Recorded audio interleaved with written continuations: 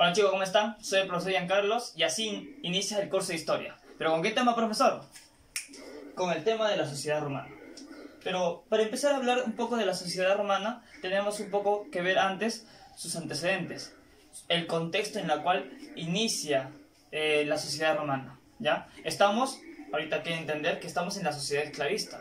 Profesor, ¿y qué es la sociedad esclavista? Eso ya lo vimos en la clase pasada. La sociedad esclavista es la sociedad en la cual, digamos, grupos de poder, grupos de élites, se apoderan de la fuerza de trabajo de personas en la cual fueron derrotados en guerra y estos son utilizados como esclavos. Los esclavos van a ser la principal fuerza de trabajo de estas sociedades esclavistas. Ahora, gracias a la fuerza de trabajo de los esclavos, se va a construir grandes templos, grandes palacios, grandes ciudades. Se va a florecer la agricultura. ¿Por qué? Porque estas sociedades esclavistas no le pagaban nada. No le pagaban nada al esclavo. Por lo tanto, tenían fuerza de trabajo gratis. Ahora su preocupación ya no estaba ahí. ¿Por qué? Porque ya tenían la mano de esclavo trabajando en los templos, en las grandes ciudades y en la agricultura. Ahora su preocupación, ¿cuál era, profesor, de estas grandes élites? De estas grandes élites era la expansión, buscar más territorios, gobernar más territorios. Las ansias de poder están incrementándose, ¿ya? Y tenemos que recordar también las sociedades que pasaron antes de la sociedad romana, que también enriquecieron, aportaron a la cultura, no solamente europea, sino de África, Asia y Europa, ¿ya? Profesor, qué cultura inició, qué cultura floreció gracias a la sociedad esclavista? Primero comenzó la cultura mesopotamia. La cultura mesopotamia que abarcó, mira, en el Medio Oriente, sí, ese mismo Medio Oriente donde nació el periodo neolítico, ese mismo Medio Oriente en donde floreció la agricultura, la ganadería, las grandes ciudades. Ahí nace la sociedad mesopotamia, ahí nace el primer imperio.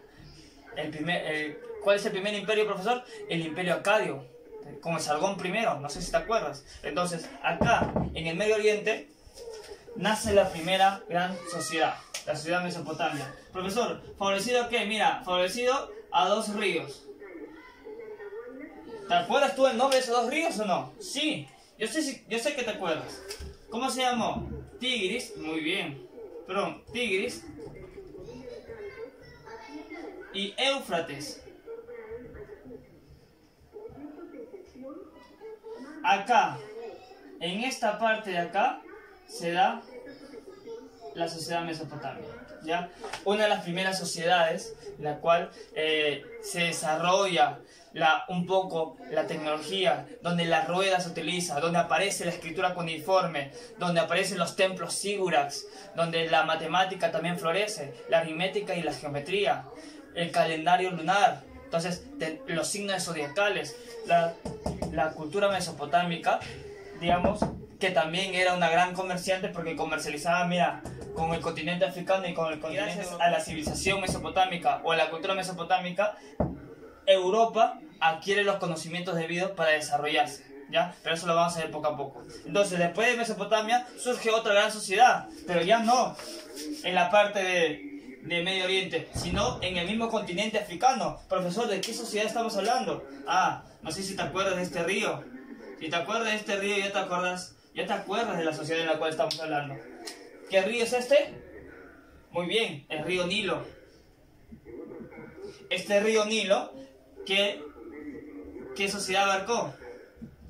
La sociedad egipcia, genial. La sociedad egipcia también es otra sociedad antecesora a la sociedad romana que floreció, mira, ¿en dónde? En el norte de África, y también contribuyó a una gran cultura. Floreció, digamos, formas culturales que en el mismo tiempo de la sociedad romana influenciaban. Cuando estaba la sociedad romana, Egipto todavía existía. Egipto es una sociedad que inició en estas épocas de las sociedades esclavistas y hasta el día de hoy sigue existiendo como país. Lo que no pasa con Mesopotamia y otras culturas que se desarrollaron en esa época. Entonces, Egipto, digamos, es una forma cultural muy valiosa en nuestra historia, muy valiosa. Profesor, ¿qué aportes nos brindaron los egipcios? Pues las maravillas que nos podían brindar son las pirámides, eran grandes tumbas de los faraones. Otro profesor, la forma de estacionaria, ¿no? Porque a través de estaciones ellos cultivaban de una manera. Profesor, también ellos, la geometría, el invento de la geometría y, digamos, las fábulas y las mitologías, grandes mitologías que ellos tienen. Las mitologías de Egipto se fueron expandiendo por Asia, por Europa, y muchas de esas mitologías influenciaron en las mitologías de estas grandes culturas que van a nacer después.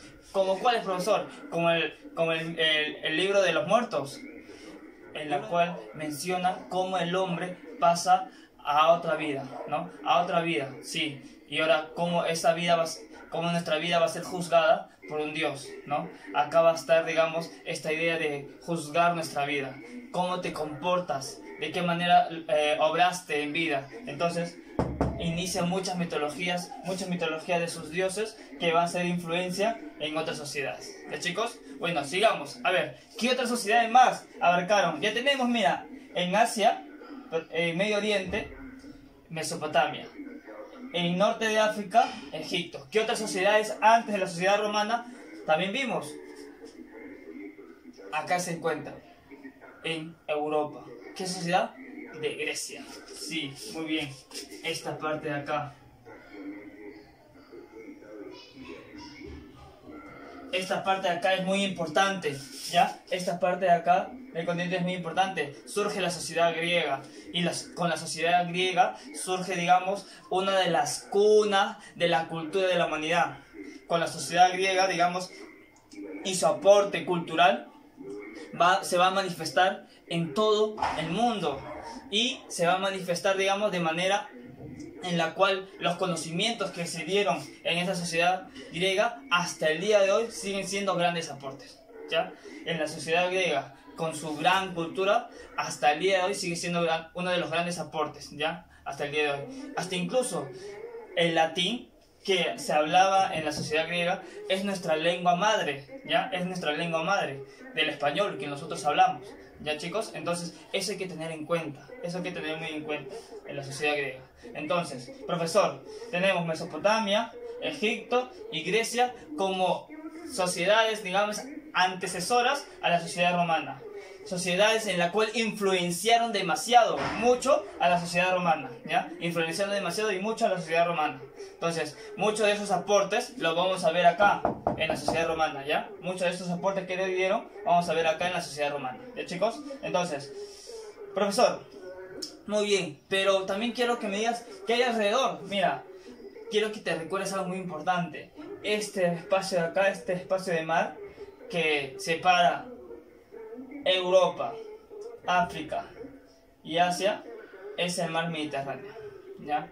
Este mar que vemos acá, que separa Europa de África, es el mar Mediterráneo, ¿ya? Es el mar Mediterráneo. Es uno de los mares más importantes del mundo, ¿ya? Desde esta época hasta en la actualidad. Es uno de los mares más importantes del mundo. ¿Por qué? Porque acá se llega a comercializar muchas cosas, se llega a negociar muchas cosas. Ahora, el que controlaba este mar, controlaba un gran territorio, controlaba el espacio europeo, controlaba este espacio africano, hasta podían controlar el espacio de Medio Oriente. Entonces, el control de este mar va a ser muy importante. Recuérdalo bien, el control del mar Mediterráneo va a ser muy importante, ¿ya? Va a ser muy importante para entender un poco por qué es las ansias de poder. Entonces, como lo hemos repetido en la clase pasada, ¿no? El objetivo de muchas de estas sociedades era el control de un gran poderío, el control, digamos, de un gran territorio. Ya tenían los esclavos, ya tenías personas que trabajaban para ellos, ahora necesitabas controlarlos. ¿Cómo controlo mis territorios? ¿Cómo organizo mi territorio? Para eso tienen que haber estrategias, ¿ya? Que nosotros vamos a ir conociendo sociedad por sociedad, ¿ya? Algunas estrategias se van a repetir, sí, algunas estrategias se van a repetir, pero otras estrategias van a ser innovadoras, ¿ya? Algunas de ellas lo van a crear la sociedad romana. ¿Ya, chicos? Bueno, iniciamos. Profesor, listo. Sociedad romana, ¿dónde está? ¿Dónde se ubica la sociedad romana? En la península itálica. Profesor, en el mapa, por favor, acá ubícame. ¿Dónde está la península Itálica, mira acá, esta parte de acá. Esta parte de acá es la península itálica, ¿ya? La península itálica. La botita, la forma de la botita es la península itálica, ¿ya? La forma de la botita. ¿Eso en qué continente está? En el continente europeo. En el continente europeo. Profesor, ¿su capital se encuentra a orillas del río Tíber? Sí. ¿Por qué? Se llama Sociedad Romana porque donde inicia todo esto es en la sociedad de Roma, en la sociedad de Roma, ¿ya? Donde inicia todo esto, donde inicia, digamos, la sociedad romana, en Roma, es en Roma. Entonces, ¿dónde se encuentra Roma? A orillas del río Tíber, ¿ya? Su economía, muchas de estas primeras sociedades, ya sea Mesopotamia, Egipto, Grecia, su principal, digamos, economía era la agricultura, ¿ya? La agricultura y la ganadería, como ya sabemos. ¿Por qué se expandió la agricultura? ¿Por qué se desarrolló una gran forma de agricultura? Porque se tenía fuerza de trabajo gratuita. ¿Por qué? Porque a los esclavos no se les considera ni especie humana, se les considera como un objeto, ¿ya? Como un objeto. Hasta inclusive los mitos religiosos, las leyendas religiosas justificaban el esclavismo. Ya hablamos también de que la religión formaba parte de las élites de poder. La religión formaba parte del control del poder, ¿ya? Quien controlaba las formas religiosas controlaba también un gran sector del territorio, ¿ya? Listo.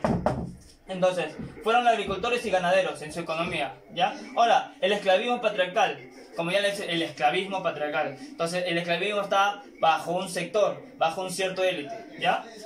Está el control de esa élite. Ahora, tierras eran del Estado. Muchas de las tierras de la sociedad romana pertenecían al Estado. Y si varias hectáreas de tierras pertenecen al Estado, entonces van a ser tierras públicas, ¿ya? Tierras públicas. Si un gran sector, si varias hectáreas de tierras que pertenecen al Estado van a ser tierras públicas, ¿ya? Tierras públicas. Profesor, ¿y cuáles son esas tierras que pertenecen, digamos, a personas que no están ligados al Estado? A esas tierras que pertenecen a las personas que no están ligadas al Estado se llaman latifundios, ¿ya? Porque son tierras privadas. Los latifundios, digamos, son tierras de personajes privados. ¿De personajes como cuáles? En la sociedad romana, personajes como el patricio, ¿ya? Los patricios, que va a ser la clase dominante de la sociedad romana, ¿ya? La clase dominante. Y el desarrollo en el comercio, desarrollo del comercio. Profesor, el desarrollo del comercio también va a ser un punto clave para la expansión de los territorios. ¿Por qué? Al conectarse de un pueblo con otro, vas viendo sus características, sus formas de idioma, sus formas de, digamos, de organizarse, y así, digamos, los comerciantes eran también puntos clave para la expansión, porque estos comerciantes explicaban, digamos, a los grupos de élite cómo vivían las demás sociedades, cómo se comportaban las demás sociedades, y ahí veían opciones de conquista. ¿Ya? Veían opciones de conquista. Entonces el comercio, aparte de generar créditos o réditos a la sociedad romana y a los comerciantes, también era un punto clave para la expansión, ¿ya? Listo. Sociedad clasista. ¿Por qué clasista? Ya sabes, ¿no? Porque se dividió en clases. La sociedad romana estaba dividida en clases, ¿ya? Ahorita vamos a ver las clases. Y esa sociedad clasista, aparte, era esclavista, ¿ya? El gran grupo de esclavistas era lo más ínfimo, ¿ya? Lo más ínfimo de la sociedad, ¿ya? Listo, profesor. ¿Y cuál era la clase dominante? Ya lo hemos mencionado. Los patricios. Los patricios, que van a ser descendientes de los fundadores. Todo mitología, todo, digamos, formas religiosas, siempre, digamos, van a dar origen a sus fundadores. La mitología da origen a sus fundadores. Estos fundadores se van a creer hijos de los principales dioses que ellos adoran, ¿ya? Por ejemplo, en la sociedad inca, dando un ejemplo, digamos, ellos se creían hijos del dios Sol. Como eran hijos del dios Sol, digamos, ellos tenían el derecho de poder gobernar, ¿ya? El derecho de poder gobernar. Casi igual funcionan los patricios. Los patricios son, digamos, los descendientes de los fundadores. Y los fundadores eran hijos de un dios. Eran hijos de un dios que ahorita les vamos a contar. Este hijo de un dios, digamos, como son hijos de un dios, tienen el derecho, la potestad la voluntad de los dioses de poder gobernar esos territorios. Entonces, como los patricios son descendientes de esos fundadores, tienen el derecho no solamente religioso, político y económico de poder gobernar esos territorios. Los patricios, ¿ya? Ellos tenían el control total de todo el estado, ¿ya? Tenían el control total de todo el estado, los patricios. Y que poco a poco, digamos, va a ir variando según va cambiando la sociedad romana, ¿ya? Ahora, tenemos la clase explotada. Esta era la clase dominante, digamos la élite. La clase explotada, que está por acá abajo, la clase explotada, están los plebeyos, los clientes, los libertos y los esclavos. Los plebeyos, digamos, era la comunidad, el pueblo, los ciudadanos, eran los hombres libres, ¿ya? Que no eran esclavos, eran hombres libres, eran obligados a tributar, a pagar tributo, ¿ya? A pagar tributo. Y no tenían acceso al gobierno, no tenían ningún bueno, en primera instancia, en la primera etapa de la sociedad romana, estos plebeyos no tenían ningún acceso al gobierno, no tenían ninguno, ¿ya? Solamente los que controlaban el Estado o el gobierno de la sociedad romana eran los patricios, los plebeyos no, y se dedicaron básicamente al comercio, ¿ya? Se dedicaron básicamente al comercio. Entonces los plebeyos, y también era, digamos, uno de los principales aportes al ejército. En los plebeyos se salía la gran cantidad de personas que se favorecían para el ejército, ¿ya? Ahora, para tener una gran sociedad, también lo hemos hablado, para conquistar tierras, aparte de estrategias, aparte de ambiciones de poder, tenías que tener un gran ejército. Y para hacer o para realizar un gran ejército, tenías que tener, digamos, escuelas militares, ¿no? Espacios donde esas personas se adaptaban a la vida militar. Entonces, la sociedad romana lo tenía. Y una de las principales bases de los militares eran los plebeyos, ¿ya? Después estaban los clientes, que eran protegidos por los patricios, los clientes protegidos por los patricios, como, digamos, la servidumbre de los patricios eran los clientes, ¿ya? Eran los clientes, vivían en las aposentas, habitaciones de los patricios y ellos les servían a ellos, ¿ya? Libertos eran ex-esclavos. Los libertos, ex-esclavos que obtenían su libertad gracias, digamos, a su prestigio que podía obtener. Muchos de los esclavos se convertían en gladiadores, ¿ya? Y a los mejores gladiadores se le daba la libertad, se le daba una cierta libertad y se le consideraba un liberto.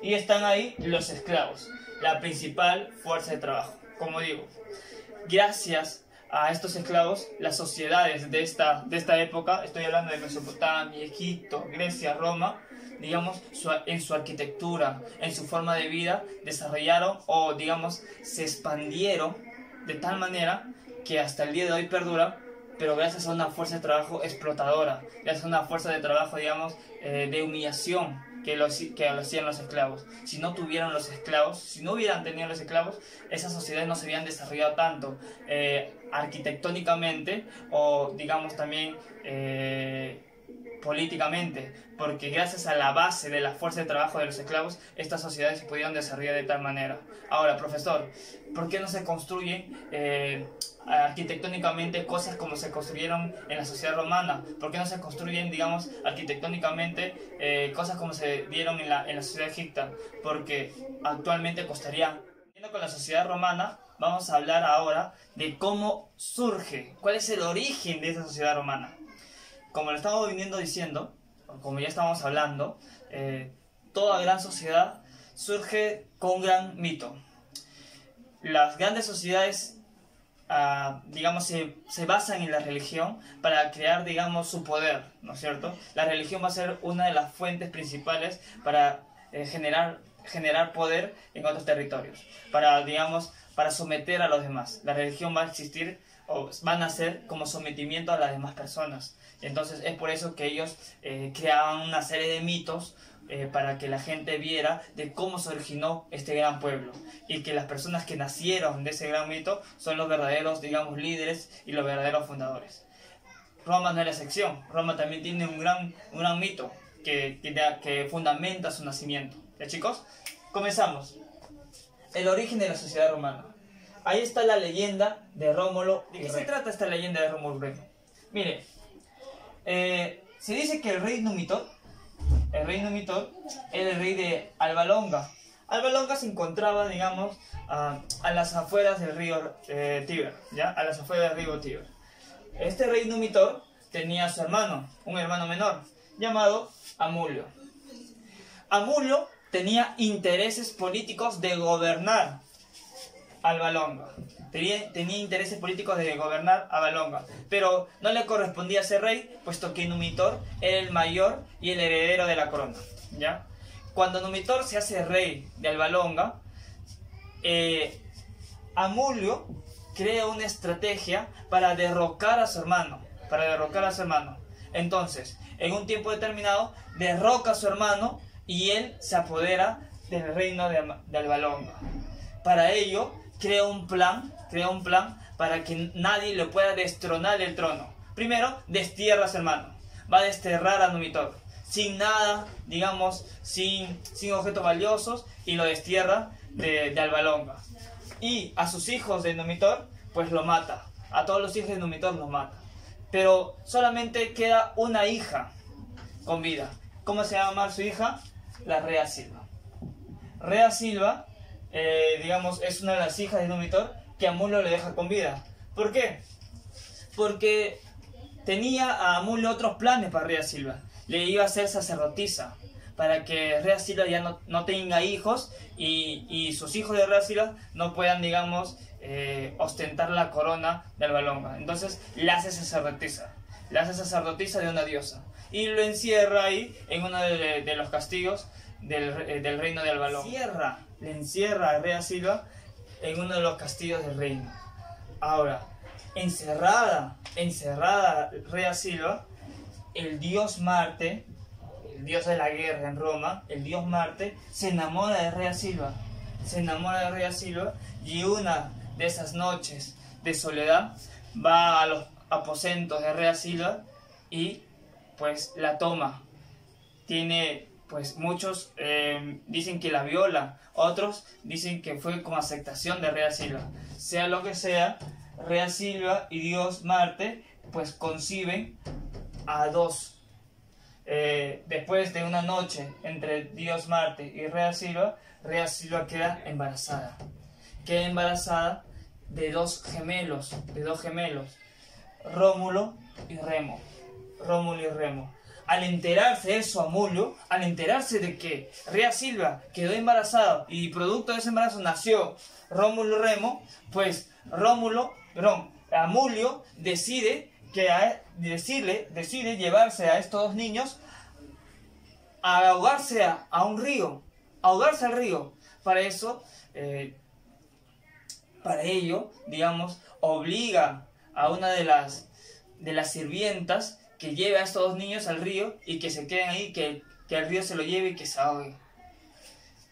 La sirvienta va al río, pero le dio mucha pena dejar a estos dos niños ahí, ahogarse en el río. Le dio mucha pena, por lo tanto, le deja solamente a las orillas del río, ¿ya?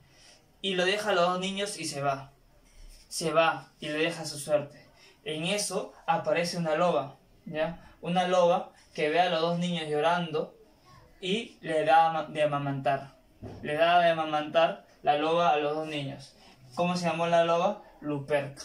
La loba se llamó Luperca, ¿ya? Esta loba dio a amamantar a Rómulo y Remo. ¿Ya? Le dio a amamantar a Rómulo y Remo. Y este símbolo de que la loba amamante a Rómulo y Remo es un símbolo, digamos, muy prestigioso en la sociedad romana. Hasta incluso en la bandera romana tienen como símbolo principal el amamantamiento de la loba a Rómulo y Remo. Inclusive hay estatuas de la loba amamantando al Rómulo y Remo. Entonces, este símbolo o digamos, esta vivencia de que la loba amamante a Rómulo y Remo queda para siempre simbolizado en la sociedad romana. ¿Sí, chicos? Entonces, la loba le da amamantada a Rómulo y Remo y después aparece un pastor, un pequeño pastor que aparece y ve a los dos niños ahí y se lo lleva a su hogar y le va a criar hasta que ellos se hagan jóvenes. Cuando ellos se hacen jóvenes, el pastor le cuenta la verdad, le cuenta sus orígenes y los jóvenes deciden ir hacia el rey de Alba Longa a cobrar venganza de Amulio, a cobrar venganza de Amulio. Rómulo y Remo, pues destierran a Amulio y le convierten a rey de Albalonga, Numitor. Numitor vuelve a ser rey de Albalonga, ¿ya? Y Rómulo y Remo se quedaron en paz, pero ellos tenían otras ideas. Rómulo y Remo se van del rey de Albalonga para crear su propia ciudad, y, digamos, estaban viendo espacios en la cual fundar su nueva ciudad. Rómulo y Remo estaban discutiendo de cuál sería el nuevo territorio en el cual van a fundar la nueva ciudad. Entonces decidieron hacer algo. Dijeron, van a subir a una gran colina y el que ve, digamos, más aves volar en el cielo es el que va a decidir cuál territorio va a ser la nueva ciudad, la nueva ciudad para ellos, ¿ya? Entonces, Remo vio 6 aves volar en el cielo y después Rómulo vio 12 aves volar en el cielo. Como vio Rómulo 12 aves volar en el cielo, él decide el territorio en el cual van a fundar su nueva ciudad, su nueva sociedad.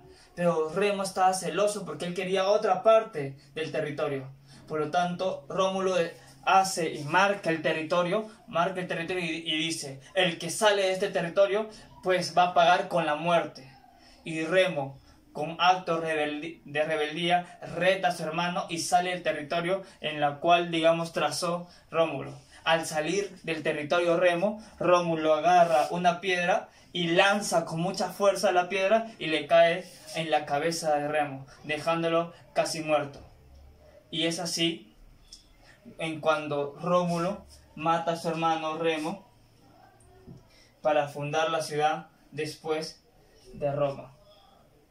Rómulo va a fundar la ciudad de Roma, ¿ya? Va a fundar la ciudad de Roma. Por lo tanto, los descendientes de Rómulo van a ser, digamos, los líderes, los verdaderos reyes de la sociedad romana, ¿ya? De la sociedad romana. Como verán, chicos, esta mitología, esta leyenda, digamos, se basa en cómo se forma en sus orígenes la sociedad romana. Toda sociedad tiene estos mitos, estas leyendas, para ver cómo se originan grandes sociedades, ¿ya? Pero siempre está el odio, la ambición, las ansias de poder, la traición, las estrategias, siempre está marcado por lo más importante que era en ese entonces, considerarse, obtener más poder, ¿ya? Consagrarse y obtener más poder. Eso era la idea de muchas personas, ¿ya? Entonces, esta leyenda y las estrategias, las venganzas y las traiciones se van a repetir a lo largo de la historia, ¿ya? A lo largo de la historia. ¿Ya, chicos? Ahora, hay que tener en cuenta una cosa. En la sociedad romana hay 3 periodos. Periodo de la monarquía, periodo de la república y periodo del imperio, ¿ya? 3 periodos. Monarquía, república, imperio. La monarquía va desde 753 a.C. hasta 509 a.C., ¿ya? Esa es la monarquía. Monarquía, mono, uno, quía, principio, un solo principio, ¿ya? O un rey, ¿ya? Un rey, monarquía, un solo rey, ¿ya? Era el rey el que gobernaba todo, monarquía. Después viene la república, ¿ya? Después viene la república. Después de la república viene el imperio. La república se da de 509 a.C. hasta 27 a.C., ¿ya? Y el imperio se da del 27 a.C. hasta 976 después de Cristo. ¿Ya, chicos? Después de Cristo. Entonces, la sociedad romana va a abarcar del 753 hasta 753 a.C. hasta 976 después de Cristo, ¿ya? 976 después de Cristo, ¿ya? Eso es lo que va a abarcar la sociedad romana, ¿ya, chicos? Ahora, comenzamos con la monarquía. ¿La monarquía de qué año va, profesor? De 753 a 510 a.C. La monarquía es la primera etapa de la sociedad romana, ya lo hemos dicho, ¿no es cierto? Acá se da desde la fundación de Roma y el rey centraliza el poder. Entonces, todos los que controlan poder se van a creer parientes directos de Rómulo, porque Rómulo funda la sociedad romana. Y acá está. Rómulo funda la sociedad romana, fundador de Roma. ¿Y a qué dinastía perteneció Rómulo? A los latinos, ¿ya? La dinastía son grupos familiares, ¿ya? Grupos familiares. Primero, los latinos, ¿ya? Rómulo, fundador de Roma. Inicia la dinastía latina, ¿ya? Después viene Numa Pompilio. Después de Numa Pompilio viene Tulio Hostilio, ¿ya? Rey militarista, ¿ya? Ya era importante que el rey no solamente tenga el poder de las creencias religiosas, sino que él tenga estrategias militares para poder defenderte de otras regiones. ¿Estamos? Listos. Después viene Anco Marcio. Anco Marcio impulsa el comercio en Roma, porque el comercio era muy importante. ¿Por qué? Como ya le dije, el comercio, aparte de conocer, digamos, de distribuir sus productos a diferentes espacios, también le va a permitir conocer culturalmente a qué se dedican cada cultura, qué puede aprender de cada cultura. Entonces el impulso del comercio era muy importante para tener conocimientos cómo vivían las sociedades a su alrededor, ¿ya? Entonces, después de la dinastía de latinos, Anco Marcio es traicionado y toma el poder Tarquino el Antiguo, y comienza la dinastía de los etruscos. Mira, profesor, que es otra familia, sí, es otro tipo de familia, pero que también está ligada a Rómulo. O sea, es otra rama de la familia de Rómulo. Es otra rama, ¿ya? No te confundas. Entonces, todos decían ser parientes de este señor, Rómulo, todos. Pero esta es otra familia, otro tipo de familia, pero también, como tenía como eje principal a Rómulo, ¿ya? La dinastía de los etruscos, Anco Marcio es derrotado por Tarquino el Antiguo. Tarquino el Antiguo convierte a la sociedad romana en una ciudad-estado, ¿ya? En una ciudad-estado. ¿Por qué? Porque ya el comercio, digamos, se estaban interculando, conectando con las demás culturas, y a la sociedad romana, que está acá, mira, a la sociedad romana le veían como punto del comercio, ¿ya? Como punto de comercio, o sea, personas llegaban acá de diferentes lugares para comerciar. En Roma. Entonces Roma ya se convierte en una ciudad-estado, ¿ya? Ya era, digamos, uno de los focos principales para el comercio. Servio Tulio es el primer comerciante en entrar en el poder, ¿ya? Servio Tulio es el primer comerciante en entrar en el poder de Roma, ¿ya? Y después viene Tarquino el Soberbio, que derroca a Servio Tulio y instala de nuevo el poder de los latinos. Tarquino el Soberbio derroca en el poder a Servio Tulio, y instala de nuevo el poder de los latinos. Como te venía contando, al instalarse o el ambicionar el poder, era siempre, digamos, buscar cualquier medio para obtener el poder. Van a utilizar cualquier medio para conseguirlo. Así sea matar a su propia familia, lo van a hacer, ¿ya? Lo van a hacer. ¿Por qué? Porque el objetivo o el fin es obtener el poder.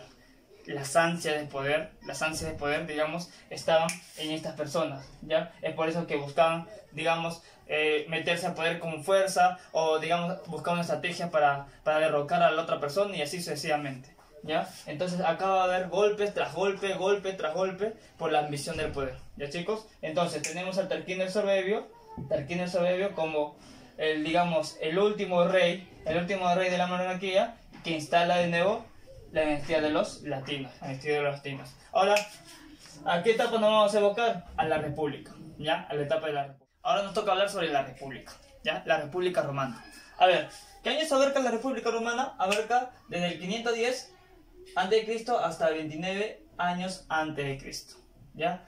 La República Romana se va a caracterizar porque en este periodo de Roma se va a dar el dominio del mar Mediterráneo, ¿ya? En este periodo, en la República Romana, se va a dar el dominio del mar Mediterráneo. Mira acá, el dominio del mar Mediterráneo. Este mar va a ser dominado por Roma, ¿ya? Profesor, Roma al dominar el mar Mediterráneo, ¿qué beneficios le va a dar? El control de esta parte del mundo. ¿Ya? El control de esta parte del mundo. Como él domina este mar Mediterráneo, va a dominar también partes del norte de África, va a dominar, digamos, sectores de Europa y partes de Asia Menor y un poco de Medio Oriente, ¿ya? Entonces, Roma va a tener la necesidad de ir expandiéndose cada vez más. Como le hemos dicho en las clases pasadas, ¿no? El que controla el mar Mediterráneo va a tener, digamos, la capacidad de controlar el comercio, y el que controla el comercio en esta época va a tener la capacidad de controlar otros territorios, Vamos a ver, mira, su organización política. Profesor, ¿cómo lo llamaban los romanos al mar Mediterráneo? Pues lo llamaban el Mare Nostrum. El Mare Nostrum, así lo llamaban, digamos, los romanos al mar Mediterráneo. Ahora, vamos a ver un poco de la organización política, ¿ya? ¿Cómo se organizaba políticamente? La organización política de los romanos estaba en base, digamos, a la administración que tuvieron los griegos. Los griegos, digamos, tuvieron, digamos, una administración, digamos, que fue muy apreciada por otras sociedades. La administración griega, digamos, fue muy apreciada y copiada e imitada por otras sociedades. Y esto no es la excepción con los romanos. Los romanos imitaron mucho de la administración griega. Administración política, ¿ya? ¿Qué funciones tenía la administración política? Con el cónsul. Comenzamos con el cónsul. El cónsul eran dos cónsules, ¿ya? Dos cónsules que eran elegidos por el Senado. Entonces esos dos cónsules podían ser uno civil y uno militar. El civil se encargaba básicamente de dar opciones de dar una buena administración a la sociedad romana, mientras el militar estaba encargado de la estrategia, de la defensa, de la ofensiva militar, ¿ya? Entonces había dos cónsules, ¿ya? Había dos cónsules. ¿Quién los escogía, profesor? Lo escogía el Senado, ¿ya? Lo escogía el Senado. Profesor, el Senado era la organización política más prestigiosa de Roma en la República. ¿Por qué? Porque este Senado aprobaban las leyes. Era un conjunto de senadores que aprobaban las leyes, ¿ya? Aprobaban las leyes. Además, aparte de aprobar las leyes, eran conformados por los patricios, ¿ya? Los senadores eran los patricios, ¿ya, chicos? Entonces, ¿quién escogía a los consulados? Eran los senadores, ¿ya? La ente o la institución más poderosa de la sociedad romana. Después viene la dictadura o el dictador, ¿ya? ¿Quién era el dictador? El dictador era, digamos, que en tiempos de guerra se escogía un dictador para que, digamos, que encamine digamos, los servicios militares de la sociedad romana. Comicios o asambleas. Se elaboraban asambleas en la sociedad romana para un mejor funcionamiento, una mejor distribución de cada clase. Mira, sabemos que la sociedad romana se divide en clases, ¿no es cierto? Los patricios, los plebeyos, después estaban los artesanos, los comerciantes, que también incluían los patricios, también estaban los militares ahí, y lo último estaban los esclavos, que no eran considerados ni como humanos, sino eran considerados como objetos. Entonces, estos últimos no tenían asambleas, pero los anteriores sí. Los patricios y los plebeyos, ¿ya? Vamos a conocer un poquito de esas asambleas. La asamblea curial estaba, digamos, liderada por los patricios, ¿ya? Donde los patricios se podían reunir, se podían, digamos, comunicar, podían, digamos, armar estrategias para poder, digamos, administrar mejor la sociedad romana, etcétera, etcétera. Entonces la asamblea curial era la asamblea de los patricios. La asamblea centurial era la asamblea, digamos, propio de los militares, de los patricios y de los plebeyos también ingresaban. Entonces la asamblea centurial, digamos, era una asamblea que reunía un poco a las clases, ¿ya? Que reunían las clases, ya sea patricios, militares y plebeyos.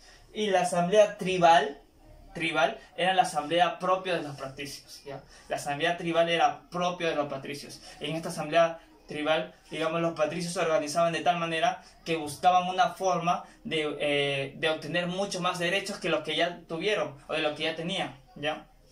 Tanto es así era su búsqueda de derechos, de tener mucho más beneficios en la sociedad romana, porque los plebeyos, como muchos de ellos se dedicaban al comercio, obtenían muchas riquezas, ¿ya? Incluso tenían mucho más riquezas que algunos plebeyos. Entonces algunos plebeyos, mucho más ricos que algunos patricios, pensaban, oye, pero si tengo muchas más riquezas que este patricio de acá, que tiene poco dinero, o sea, ¿por qué yo tengo menos derechos que él? Yo debo obtener más derechos que él porque yo tengo mucho más poder que él económicamente. Por lo tanto, estos patricios se pudieron organizarse para, digamos, enfrentarse a los patricios. O sea, estos plebeyos se van a ir organizando para enfrentarse futuramente a los patricios, ¿ya? Ahora, profesor, están los magistrados. Los magistrados también son funciones para administrar, para organizarse mejor en la sociedad romana, ¿ya? Vamos a mencionar algunos magistrados para tener en cuenta cómo se gobernaba, cómo se organizaba la sociedad romana. Primero hay que comenzar con los censores. Los censores, digamos, son las personas que realizaban el censo, ¿ya? El censo era muy importante en la sociedad romana. ¿Por qué, profesor, era muy importante en la sociedad romana el censo? Porque ahí teníamos, digamos, las capacidades estadísticas de ver cuántos ciudadanos tenemos, cuántos plebeyos son, cuántos militares, cuántos familiares de patricios son, digamos, cuánto se consume al día, cuántos, digamos, cuánto ganadería se invierte, cuánto comercio se da. O sea, los censos eran muy, digamos, muy importantes en la administración de la sociedad romana. Hay que recordar, cuando la sociedad romana se va a ir expandiendo, se vuelven aún más importantes todavía los censores. ¿Ya, chicos? Ahora, sigamos. Aparte de los censores, también están los cuestores. ¿Qué eran los cuestores? Los cuestores eran las personas que se encargaban de recaudar los impuestos, ¿ya? Los cuestores eran las personas que recaudaban los impuestos en la sociedad romana, ¿ya? También, ¿quiénes pagaban impuestos? Los plebeyos, ¿ya? Los plebeyos pagaban impuestos. Los pretores. Profesor, ¿quiénes eran los pretores? Los pretores eran los que administraban la justicia. Eran como los jueces de la sociedad romana. Pero los pretores, como bien se dice, los pretores estaban influenciaban mucho más a los patricios que a los plebeyos. Ya, los pretores administraban justicias, pero le tiraban más para el bando de los patricios que para los plebeyos, ¿ya? Eso los plebeyos se van a encargar, digamos, de destruir, ¿no? De emparejar mejor las cosas, ¿ya, chicos? Los tribunos de la plebe eran, digamos, las organizaciones propias de los plebeyos, ¿ya? Tribuno de la plebe, ¿ya? Organización propio de los plebeyos. Y después el edil. El edil era el gobernante de una ciudad, ¿ya? El gobernante de una ciudad era considerado el edil, ¿ya? Era como el alcalde. El alcalde de una ciudad es el edil, ¿ya? Por eso muchas veces cuando nosotros escuchamos las noticias, el edil de Los Olivos, o sea, el alcalde de Los Olivos, ¿ya? Entonces hay que tener en cuenta estas palabras. Mucha de la organización, repito, mucha de esta organización, hasta el día de hoy nosotros la usamos, ¿ya? Hasta el día de hoy nosotros la usamos, este tipo de organización, porque este tipo de organización sí favoreció a vastos territorios como lo evocaban los romanos, pues fácilmente puede evocar a pequeños territorios o medianos territorios que al día de hoy existen como países. ¿Sí, chicos? Sigamos. Después está la organización social. Acá se da el enfrentamiento entre patricios y plebeyos, ¿ya? Se da el enfrentamiento entre patricios y plebeyos. Profesor, una cosa, ¿por qué se llegan a enfrentar patricios y plebeyos? Como acá les estuvimos diciendo, los plebeyos buscaban una mayor equidad de justicia, un mayor respaldo social y político. Los plebeyos no estaban en los planes para gobernar la sociedad romana, no estaban en los planes. Ellos sí querían entrar para tener una cierta presencia en la política romana. Los plebeyos buscaban una cierta presencia. ¿Por qué? Porque, como lo mencioné hace un momento, algunos tenían mucho más dinero, mucha más capacidad que algunos patricios. Por lo tanto, los plebeyos buscaban ese reconocimiento. Ahora, se llegaron a enfrentar porque muchos plebeyos pobres, no se sentían representados por estos patricios, ¿ya? No se sentían representados muchas veces por estos patricios. Y además los patricios no cumplían, digamos, con lo prometido a veces a los plebeyos. Es por eso que los plebeyos se organizaron y se fueron de la ciudad romana para buscar una nueva ciudad para que ellos puedan comenzar desde cero. Los patricios, a ver que los plebeyos estaban yendo de la ciudad romana, pues los detienen y dicen, ya, un momento, vamos a organizar, vamos a llegar a un consenso. ¿Qué es lo que quieren ustedes, plebeyos? ¿Qué es lo que buscan? Bueno, los plebeyos básicamente queremos estar, digamos, al mismo nivel que ustedes. Queremos hacer entender a la población que nosotros también podemos formar parte de la sociedad romana, que nosotros podemos también, digamos, llevar nuestros conocimientos a la sociedad romana. Es por eso que se van a generar los códigos de las 12 tablas, ¿ya? Los códigos de las 12 tablas. Unos códigos muy importantes en la cual van a establecer nuevas leyes en la cual los plebeyos se van a reivindicar en la política, se van a reivindicar en algunos derechos de los plebeyos. Es así que los plebeyos ya van a estar casi a la misma medida de los patricios, ¿ya? A la misma medida de los patricios. Tanto es así que los plebeyos más bien van a surgir de tal manera que a veces van a ir destronando a los patricios. ¿Ya? Entonces los patricios van a perder jerarquía, ¿ya? Con estos códigos de las 12 tablas, los patricios pierden jerarquía y los plebeyos más bien van a ir ascendiendo en el orden social de la sociedad romana. Como vemos, todo es una lucha de clases, ¿ya? Todo se va a dar a través de una lucha de clases. Sin lucha no hay victoria. Es por eso que se tenía que luchar en cada momento para conseguir algunos derechos. Los plebeyos lo demostraron.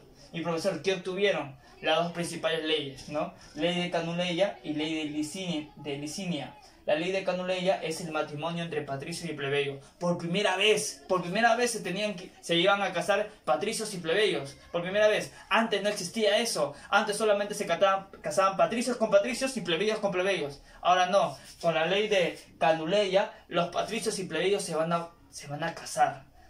Entonces, como ahora se pueden casar, ahora un plebeyo o hijo entre un patricio y un plebeyo puede tener honores para gobernar el Estado romano, ¿ya? Entonces se van a ir rompiendo los estatus, como venía diciendo, el patricio más que nada va a ir desprestigiándose y el plebeyo va entrando más a la orden social de la sociedad romana. Y otra ley, la ley de Liciana. Esta ley de Liciana va a hacer que los plebeyos entran al consulado. Lo que más buscaban los plebeyos era entrar al consulado romano, de poder, digamos, invertir sus ideas, de crear leyes. O sea, lo que más buscaban los plebeyos era entrar en la política social romana, y lo consiguen con la ley de Licinia. Entonces, esta ley de Licinia va a ser muy importante en la historia romana, que por primera vez, digamos, ciudadanos que no eran parte de la jerarquía, del estatus social alto de la sociedad romana, entran al consulado romano para también administrar políticamente. ¿Quiénes eran los plebeyos? ¿Ya? La ley Licinia va a ser muy importante por ello.